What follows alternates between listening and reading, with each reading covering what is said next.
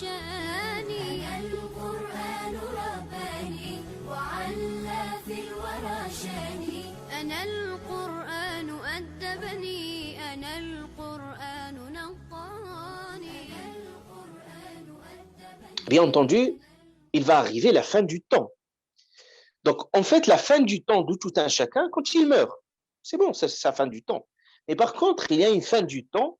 Allah subhanahu wa ta'ala va annoncer cette fin du temps pour toute la création. Ça veut dire qu'il ne resterait plus personne. Plus personne. Ça veut dire tous les êtres, sans exception, ils vont mourir. Ils vont mourir. À ce moment-là, il y a ce qu'on appelle un ange qu'Allah subhanahu wa ta'ala a donné uniquement cette mission-là. Il s'appelle Israfil. Cet ange-là, qu'est-ce qu'il va? Il va souffler dans la trompe. Donc, il va souffler 2 fois. Allah ta'ala nous parle dans le Coran qu'il y a 2 fois 12 souffles de la trompe. Donc, il y a un premier souffle et il y a un deuxième souffle. Le premier souffle, quand il va souffler dans cette trompe-là, ça veut dire que c'est comme une voix impressionnante où tous les êtres, s'il reste encore quelques, il nous a parlé même qu'il resterait quelques personnes, quelques habitants, donc sans parler des précurseurs de la fin du temps. Ça, c'est un autre débat. Donc, il y a des petits précurseurs que le prophète nous a parlé. Il y a les grands précurseurs qui annoncent vraiment la fin du temps. Mais cette fin du temps, personne ne pourrait le savoir. Et même, Allah subhanahu wa ta'ala nous a même pas donné le secret de ce mystère, même pour ses prophètes. C'est pour ça les gens, même quand ils venaient interroger le prophète sur la fin du temps, il leur dit c'est-à-dire sa connaissance est auprès d'Allah subhanahu wa ta'ala. Donc, une fois que quand il y a la fin du temps, c'est-à-dire que tous les êtres ne vont plus rester, donc à ce moment-là, Allah subhanahu wa ta'ala va ordonner à cet ange Israfil de souffler dans la trompe. Quand il souffle dans la trompe, s'il reste encore une création, il va mourir à l'instant, tellement la voix est impressionnante, donc il resterait aucun être.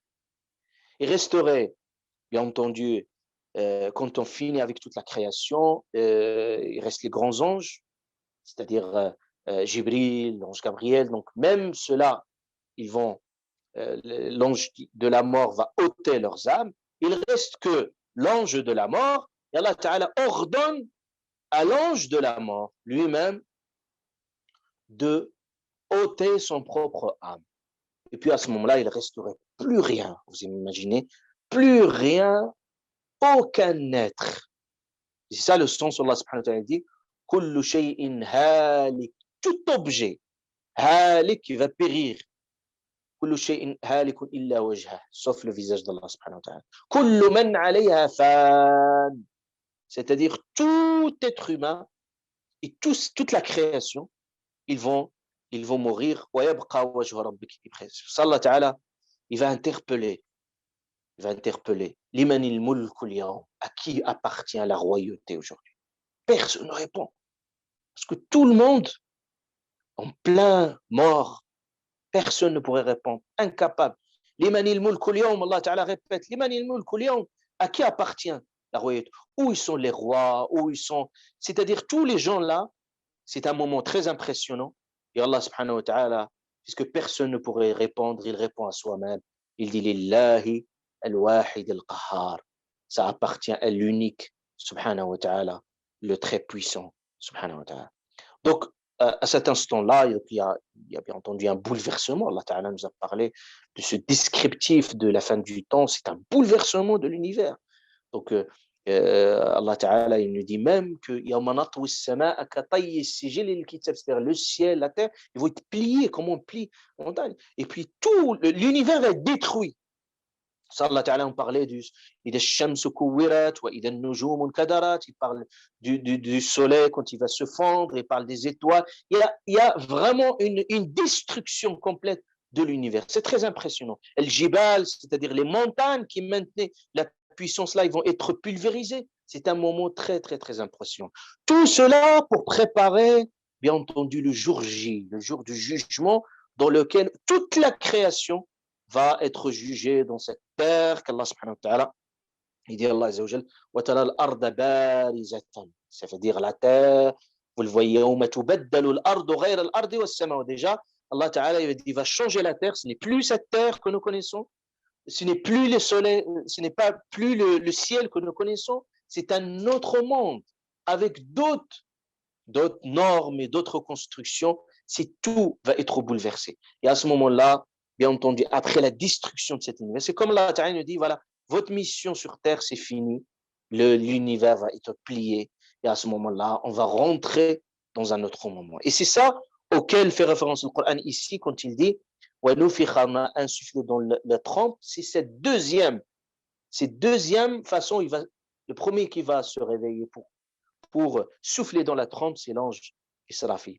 Et cet ange Israfil, quand il va souffler dans la trempe, il dit Allah Azza wa Jal, وَنُفِخَ فِيهِ أُخْرَى فَإِذَا هُمْ قِيَامٌ يَنظُرُونَ. C'est-à-dire Allah Ta'ala, quand il ordonne à l'ange de souffler dans la trempe, tout ce qu'il y est dans les tombes, tout le monde se réveille. C'est un réveil. Et c'est à ce moment-là, comme je vous dis, que le prophète nous a informé qu'il y a une pluie qui descendra et nous allons être poussés à nouveau à partir de cette graine dont je parlais. On va pousser et puis on va être reconstitué à nouveau autrement pour que tous les êtres vont aller se diriger vers quoi? Se diriger vers le tribunal divin. Et c'est un moment impressionnant, solennel, comme le Coran il le décrit. On n'a pas le temps de tout détailler, mais Allah subhanahu wa ta'ala a parlé de ce moment impressionnant. Il dit كأنهم جراد منتشر. Il dit Allah subhanahu wa ta'ala comme les sauterelles. Vous voyez les sauterelles qui sont en nombre, ben les gens ils se bousculent. بعضهم يموج. C'est-à-dire ils se bousculent au point, c'est très impressionnant. Et le soleil est au-dessus de la création. C'est pour ça que le prophète nous a parlé des gens qui seront sous l'ombre d'Allah subhanahu wa ta'ala. Donc il y a des gens qui vont venir en courant, il y a des gens qui vont venir à pied, des gens qui vont venir en toute sérénité. Tout cela dépendra de ce que nous sommes, de nos actions. Et après, il y a tout un processus de jugement. Ça ne va pas se passer comme ça. Il y a des passages qui sont ce qu'on appelle as-sirat.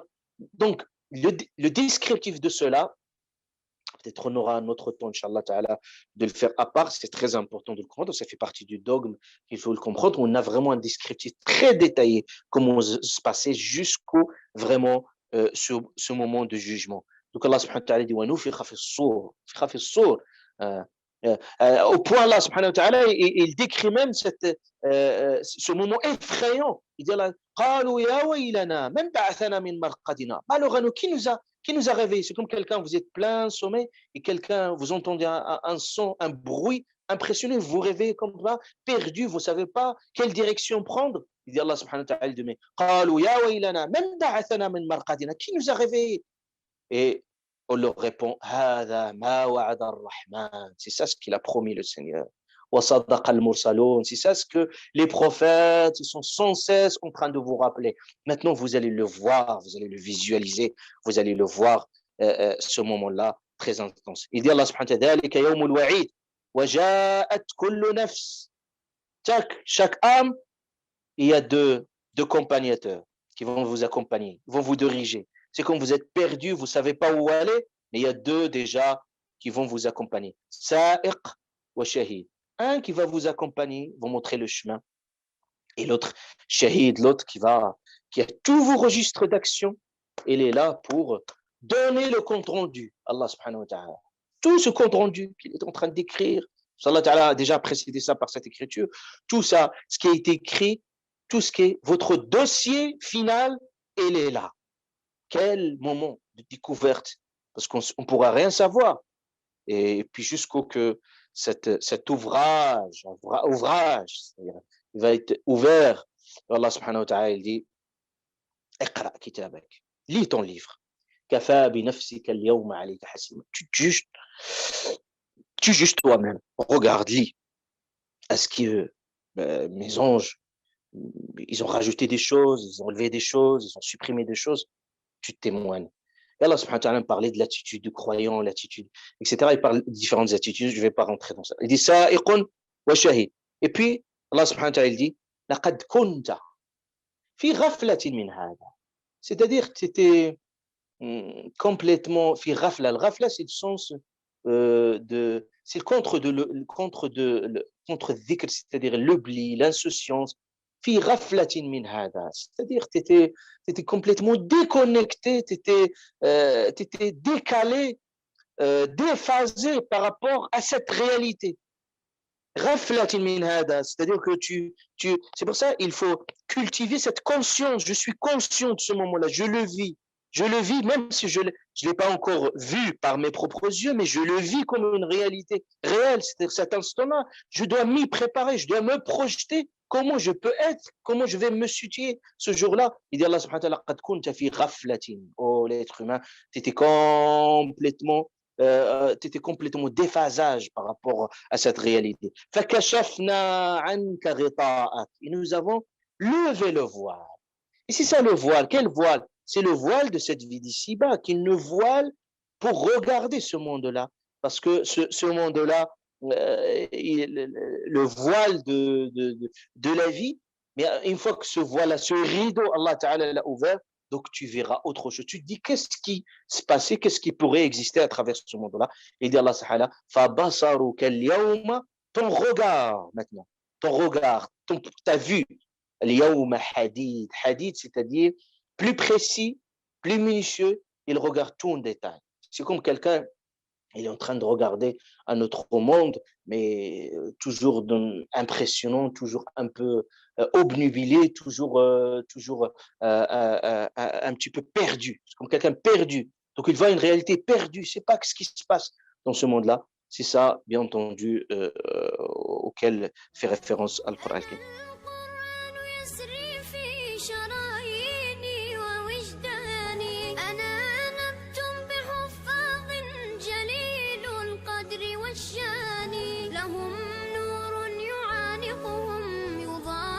شمس أزمان